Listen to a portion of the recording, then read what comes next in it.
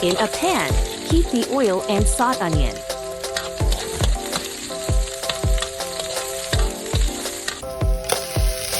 Add the ampalaya and cook for about 5 minutes or until it is tender.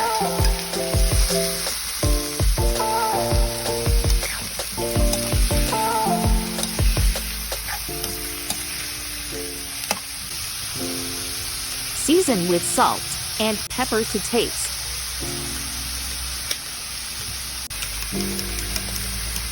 Add the beaten eggs and cook until it firms up.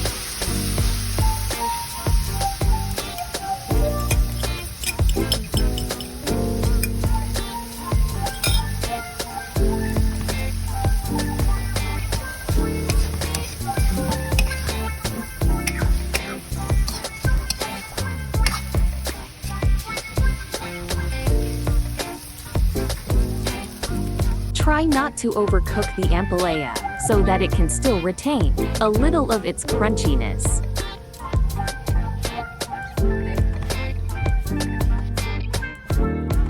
Remove from the pan, best serve with rice.